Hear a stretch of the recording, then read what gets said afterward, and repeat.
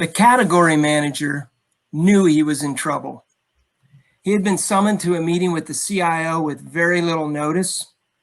And now, as he waited anxiously in the conference room, he wondered what had gone wrong. When the CIO entered the room, she got right down to business. The company's field service representatives were having intermittent issues entering orders into their outdated system.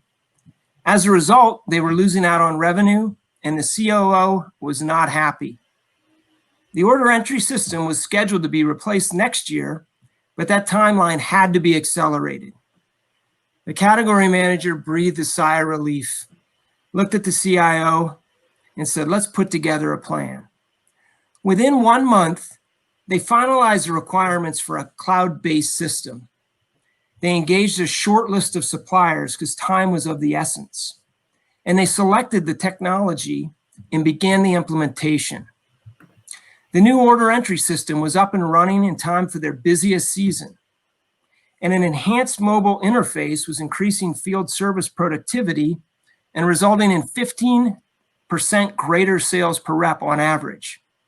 The COO was delighted, and the CIO was recognized for her rapid action and contributions to a record quarter. Does this story resonate with you? Maybe you picture yourself anxiously waiting in that same conference room for a stakeholder to enter. Or you related to that feeling of pride, knowing that you helped your leadership team transform the way you do business. In procurement, we have conversations each day that can be improved with storytelling tactics. You can use a story when reporting data to your CFO, or you can bore everyone on the Zoom call with mind-numbing charts. Stories can help you tackle challenging change management projects that require stronger emotional buy-in. For example, driving adoption of your latest digital procurement technology. But stories are hard to tell if you aren't clear, simple, and concise. And that's why we're here today. I'm Greg Anderson from W&S Denali. I'm glad to be here with you today to talk about the power of story. And to make sure we get this right, we've arranged for Josh Brammer, a storytelling and marketing coach, to join us today. Josh, welcome. Hey, it's great to be here, Greg. Thanks. So the reason that we're here today is to talk about a formula for creating a better story. A lot of us have never been officially trained on communication, and we just find ourselves kind of put into situations in our professional lives where better communication would be amazing to have. And that's what we're here to talk about today. So what I found as I'm working as a marketer is most people waste an enormous amount of time on unclear communication. It's not that we mean to be unclear, it's just that we don't have the time to think about being as clear and concise as we can be. So the real question that we're looking at today is, how can we communicate effectively? Is there a faster, better way to make sure that we're heard? So here's what we're going to cover today. We're going to talk about why story is the most powerful tool to communicate and compel the human brain. We're also going to talk about a formula. We all love formulas because they get work done predictably and faster. So we're going to talk about a way to craft a message that's going to be clear and help people take action. Wouldn't that be amazing if when you walk into a room and you communicate, people actually did what you asked them to do? That's what we're going to share today. And we're also going to cover how communication and these communication tips will help you in procurement to just really show your expertise and bring more potential and impact for your team. Because everything that we're talking about today is about unifying your team and making people take action. So that's what we're here to talk about. Getting stakeholders to listen can just be really frustrating. It's amazing how many times in life people come into a room, they come into a situation, they come onto a Zoom, and what they're really trying to do is they're trying to get two different points of view across. It can just be really, really frustrating. So we're going to give you a plan today that you can put into action. You're going to learn a storytelling formula. It's going to help you communicate clearly, and it's going to help you win the day with your team. When we do this, This formula is going to help you improve your communication, and it's going to improve the impact and increase the impact that you have across your team. So as Greg mentioned in the story, we are always put into situations where we're trying to compel other people and communicate clearly and get our work done. It always takes a team effort in order to make an impact in your organization. So with the formula we're going to teach you today and the way that you can use storytelling, it's going to make a huge impact for you. As a leader, the stories we tell and the words we use make a difference. Sometimes you can communicate the exact same thing in two different ways, and one's going to have an impact and one is going to fall flat. And let's talk about why that is. So today we live in a really, really noisy world. It's estimated that people receive over 10,000 messages every single day, from text messages to emails to advertisements on Hulu. Whatever it is, you are hit with 10,000 plus messages a day. But what that really means is that our brains have had to adapt. Our brains have become experts at tuning out noise. So when we're talking about this, what we're really thinking about is in school, you were never really taught the easiest, fastest way to communicate. You were taught to memorize. You were taught to use formulas. So we want to make it easy for you today to use a storytelling technique that Hollywood has used for many, many years. And that as long as the human race has been around, people have been using these storytelling techniques to pass on information and to move entire nations to action. Everything that we're talking about today comes from a book called Building a Story Brand. And the author, Donald Miller, has a saying that if you confuse, you lose. And it's not that everything that we do is a competition, but if you're trying to accomplish a goal, you want to win and you want to move people to action. And the good news is that there is a shortcut to standing out, and that shortcut is the power of clear stories, because stories are like a key that help unlock our brain, unlock our attention, and move people to action. So one of the questions that I often get is, why do stories work? Well, the reason they work is because they're predictable and they actually move people into the story. There's a phrase called narrative transportation. And what that means is that when you hear a good story, your brain mentally jumps into the story and starts to see things from the point of view of the story. That's why when you see a good movie, you may cry, you may jump, you may get excited or mad because you've actually been moved by the story itself. And that's the power of storytelling. Now, when your brain is trying to help you in life, there's two things that it's doing, two basic jobs. It's always trying to help you survive, and it's trying to help you thrive. And what this means is that as your people in your organization, people that you work with as stakeholders, they wake up every day and they wake up in their own story.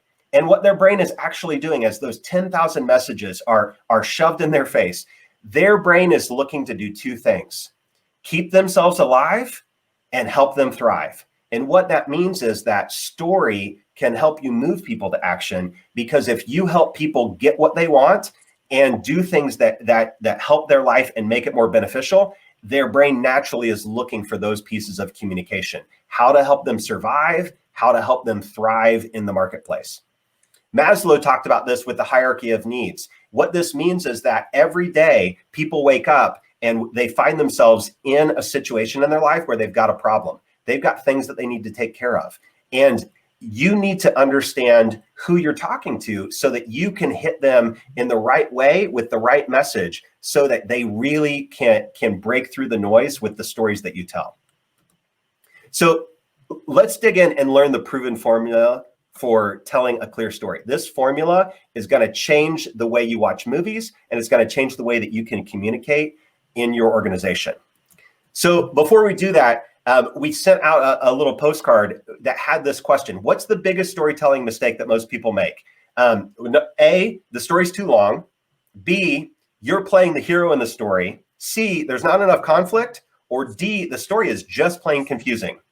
So if you got that postcard and you're looking at this, the good news is all of these are the correct answer. Every single one of these are the biggest mistakes that people are making. And we're going to teach you how in this formula, you can communicate in a totally different way that's going to break through the noise. Are you ready to dig in? Let's talk about how stories work.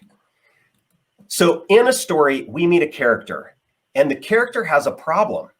That when you're watching a movie or you're watching a show, when the character comes on the scene, very quickly they introduce a problem. They lost their job. They can't pay their rent. They need to find a new house to live in. There has to be a problem or there's no story. But what happens is, as the story progresses, the character can't solve it alone. So another character comes in and gives them a very simple plan. And what that plan looks like is a plan of action of how they can solve their problem and continue to move on with their life. The goal of every story is so that the hero and the main character can achieve a better future and avoid failure. If there's nothing at stake in a story, if there's nothing that causes tension, there's not a problem that needs to be solved, then really there's no story. So I'm going to give you a couple of examples as we talk about some good movies and how they tell clear stories. I'm going to show you how this works. So in the original Star Wars Episode 4, there's a guy who lives in the desert with his family. His name's Luke. But there's a problem. Somebody kills his family, burns down his house, and he has basically no life skills whatsoever. But somebody comes on the scene and says, you know, Luke, there's a battle in the universe and you can be a hero. All you have to do is learn to be a Jedi, fly to the Death Star and drop a photon torpedo into a tiny little hole and save the day. Obi-Wan comes alongside of Luke Skywalker and teaches him that even though he's not got a lot of skills, he has a power inside to become a Jedi and save the day. And so he calls Luke to action and he gives him a plan of how he can save the entire universe and defeat evil. In Finding Nemo, we're introduced to a family of clownfish. And Marlin is a clownfish who's only got one kid left. He feels like a failure because his entire family was eaten by sharks. So Marlin has a problem. He wants to protect Nemo, but because he's overprotective, Nemo wants to swim a little and go out on his own. But he's kidnapped and he's taken away to Sydney, Australia. And Marlin has to find his way back to his son to bring his family back together and prove that he has what it takes as a dad to save his family. He's helped by a blue fish named Dory. Dory gives him a 3-step plan. Just keep swimming, just keep swimming, just keep swimming.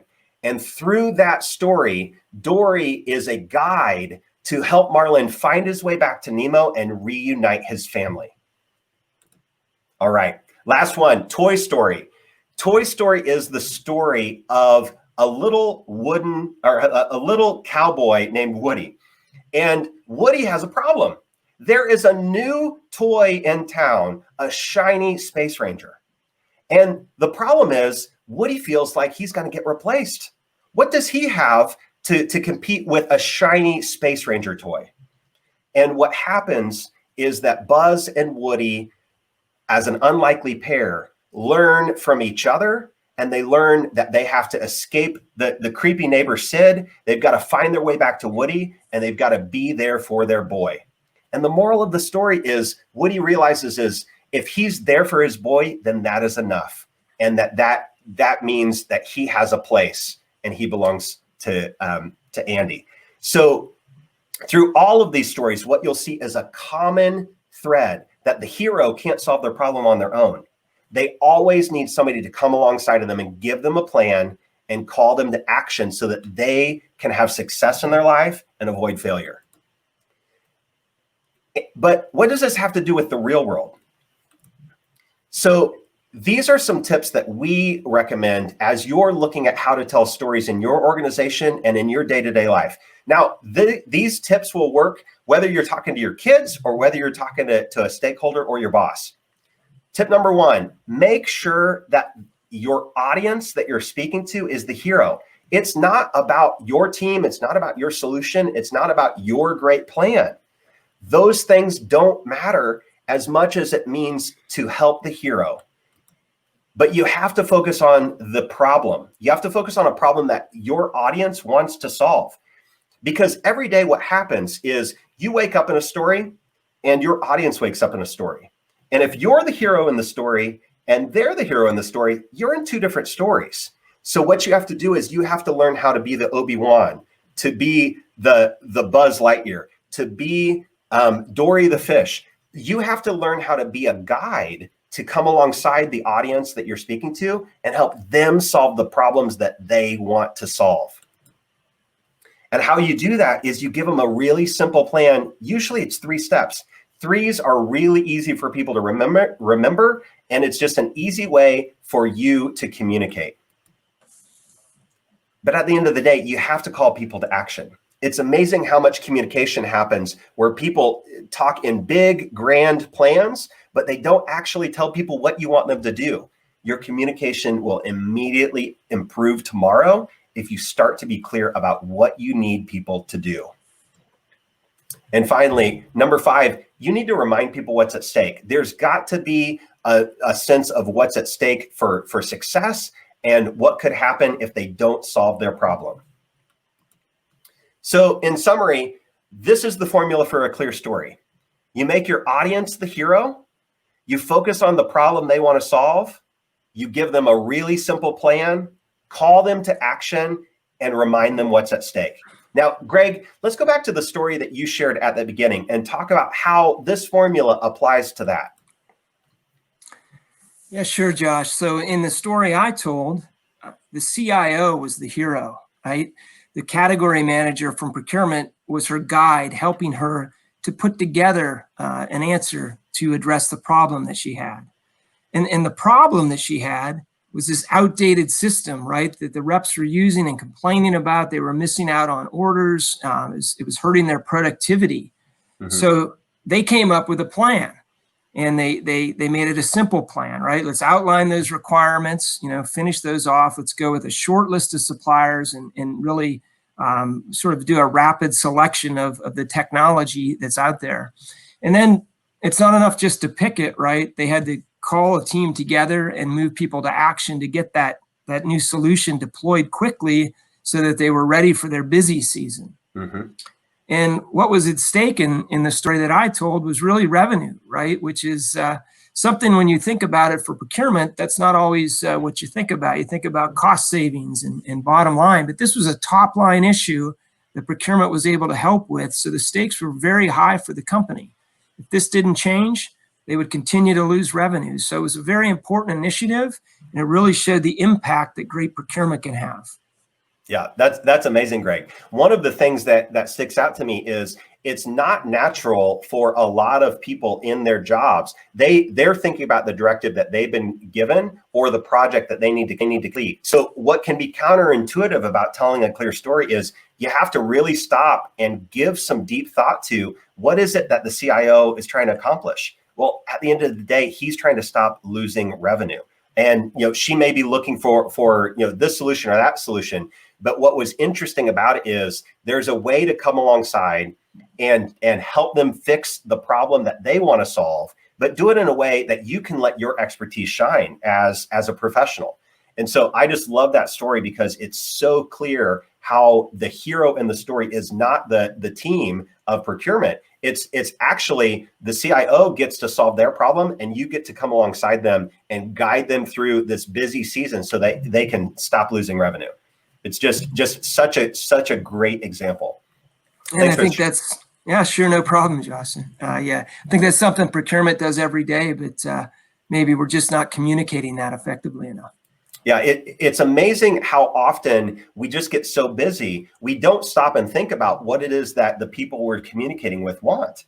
That is step number 1. Stop and think about what they want and think about the problem from their point of view.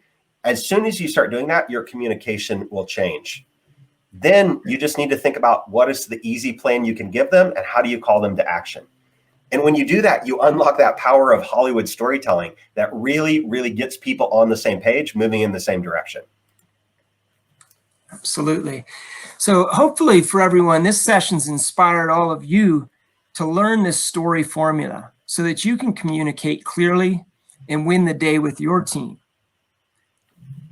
Josh, you've done a great job at sharing how we can apply this story formula to save time and increase procurement's impact in the organization. And I want to let everybody know that following this session, we will share a storytelling action guidebook for you to apply this formula into your future conversations with your stakeholders so that you can become a better storyteller, communicate the impact that procurement's having, and really help your stakeholders be heroes and be more valuable to your business. Yeah, I want to thank you for having me, Greg. It's so powerful to just learn how this formula can help you communicate effectively. It's changed the way that my work has happened, and for so many of our customers, just being able to communicate clearly and effectively every day, and they're able to move so much more forward in their organization. Yeah, I like to tell my people stories sell. And, you don't think of it naturally all the time as storytelling is, but that you're selling, but everybody's really selling, right? As procurement professionals, we're selling people on new ideas and we're selling people on different approaches. And you need to give them a practical way that they can connect to and ground to. And I think that's why storytelling is so powerful and such a great technique for folks to try. So we want to thank everybody that's been here today to listen to this session. Josh, I want to thank you for going through and telling some great stories and bringing back some great movies that I watched as a kid and with my kids. And, at this point, we want to say thanks to everybody for being here. And if you'd like to ask us any questions, we're going to start the Q&A session next. Thank you. All right.